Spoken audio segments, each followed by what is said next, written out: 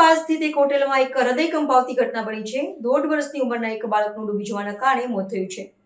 આ ઘટના euphoria hotel નામની એક જાણીતી હોટલમાં બની છે, જે પાણી હોટલ તરીકે ઓળખાય છે। ઘટનાના વિગતવાર અહેવાલ મુજબ વિજયભાઈ નામના શખ્સ તેની પત્ની અને 1.5 વર્ષનો પુત્ર ક્રિસ્યુ સાથે હોટલમાં જમવા ગયા હતા।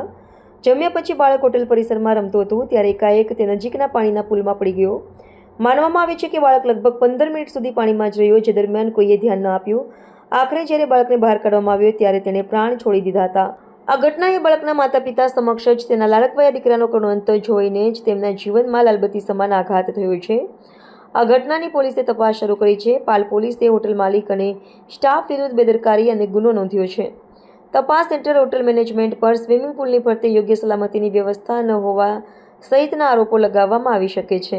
પોલીસ અધિકારીઓએ જણાવ્યું હતું કે આ એક દુર્ભાગ્યપૂર્ણ ઘટના છે અને બાળકના મૃત્યુના કારણો અને સલામતી ધોરણોનું ઉલ્લંઘન થયું છે કે કેમ તેની સખત તપાસ ચાલી રહી છે। આ ગુનામાં જેનો પણ દોષ નીકળશે તેના વિરુદ્ધ કાયદેસર કાર્યવાહી કરવામાં આવશે।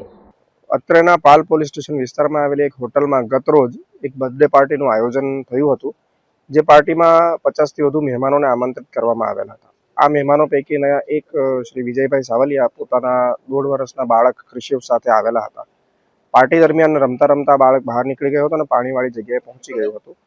ત્યાં તે પાણીમાં પડી જતા અને તરતા ન આવડતું હોય તે બાળક ડૂબી ગયેલ હતું અને ડૂબી જવાથી મરણ ગયેલ।